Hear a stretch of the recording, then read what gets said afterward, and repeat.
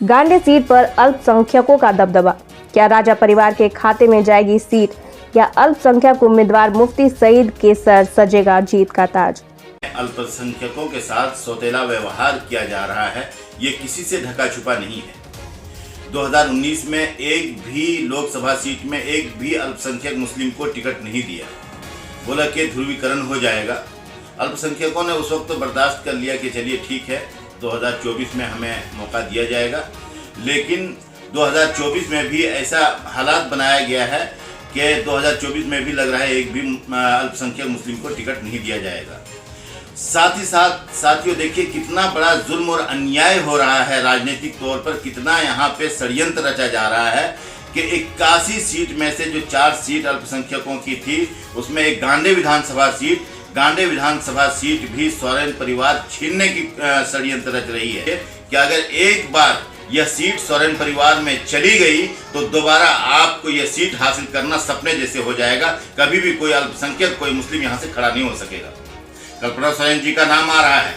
आप सोचिए कल्पना सोरेन जी अगर खुदा न खास्ता यहाँ से किसी तरह अगर जीत गई किसी षड्यंत्र के तहत, तो क्या आप रांची के चक्कर काटते फिरेंगे?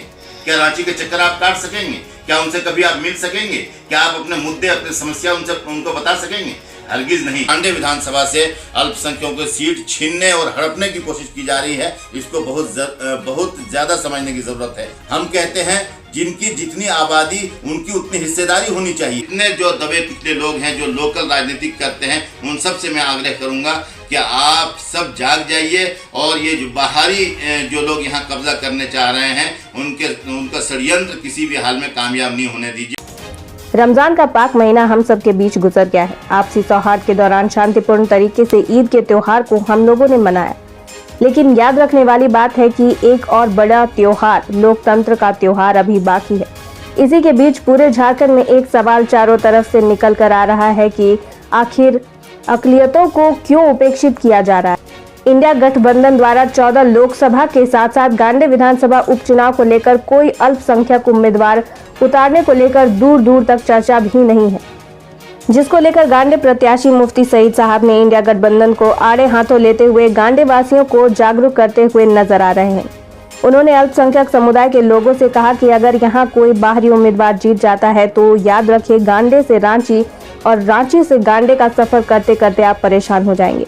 वहीं आगे उन्होंने कहा कि गांडे सीट मुस्लिम उम्मीदवार की सीट मानी जाती है, यहाँ अल्पसंख्यक का काफी वर्चस्व है और ऐसे में अगर अल्पसंख्यक कोटा की प्रत्याशी नहीं तो जाग जाइए, आप सबके भविष्य के साथ खिलवाड़ किया जा रहा है। अल्पसंख्यकों को मिटाने की साजिश रची जा रही है। मुफ्ती सईद लगातार क्षेत्र के लोगों से जाकर मिल रहे हैं, अल्पसंख्यकों के हक अधिकार को बता रहे हैं, जिसके दौरान मुफ्ती सईद साहब को काफी जन समर्थन भी मिल रहा है। अब आगे देखना काफी दिलचस्प होगा कि गांडे की जनता लोकल उम्मीदवार को सर पर बिठाने का काम करेगी या गांडे से बाहर किसी राजा को गांडे की कमान सौंपने का काम करेगी। आदाब, जोहार। साथियों, आप सब जान रहे हैं कि जिस तरह से झारखंड में अल्पसंख्यकों के साथ सौतेला व्यवहार किया जा रहा है, ये किसी से ढका छुपा नहीं है। 2019 में एक भी लोकसभा सीट में एक भी अल्पसंख्यक मुस्लिम को टिकट नहीं दिया, बोला कि ध्रुवीकरण हो जाएगा। अल्पसंख्यकों ने उस वक्त तो बर्दाश्त कर लिया कि चलिए ठीक है 2024 में हमें मौका दिया जाएगा, लेकिन 2024 में भी ऐसा हालात बनाया गया है कि 2024 में भी लग रहा है एक भी अल्पसंख्यक मुस्लिम को टिकट नहीं दिया जाएगा। साथ ही साथ साथियों देखिए कितना बड़ा जुल्म और अन्याय हो रहा है राजनीतिक तौर पर, कितना यहाँ पे षड्यंत्र रचा जा रहा है कि 81 सीट में से जो 4 सीट अल्पसंख्यकों की थी उसमें एक गांडे विधानसभा सीट भी सोरेन परिवार छीनने की षड्यंत्र रच रही है। याद रखिए, मैं तमाम अल्पसंख्यक समुदाय को और लोकल जितने जो राजनीति करते हैं सबसे मैं आग्रह करूंगा, ये एक बात जान लीजिए कि अगर एक बार यह सीट सोरेन परिवार में चली गई तो दोबारा आपको यह सीट हासिल करना सपने जैसे हो जाएगा। कभी भी कोई अल्पसंख्यक कोई मुस्लिम यहाँ से खड़ा नहीं हो सकेगा। कल्पना सोरेन जी का नाम आ रहा है। आप सोचिए कल्पना सोरेन जी अगर खुदा न खास्ता यहाँ से किसी तरह अगर जीत गई किसी षड्यंत्र के तहत, तो क्या आप रांची के चक्कर काटते फिरेंगे? क्या रांची के चक्कर आप काट सकेंगे? क्या उनसे कभी आप मिल सकेंगे? क्या आप अपने मुद्दे अपनी समस्या उनको बता सकेंगे? हरगिज नहीं। इसलिए मैं आप तमाम लोगों से आग्रह करूंगा कि आप लोग जाग जाइए। चुनाव से पहले अपना एक समीकरण, ये सारी चीजें हुई, लेकिन एक राजनीतिक षड्यंत्र के तहत यहाँ से मतलब गांडे विधानसभा से अल्पसंख्यकों की सीट छीनने और हड़पने की कोशिश की जा रही है। इसको बहुत ज़्यादा समझने की ज़रूरत है।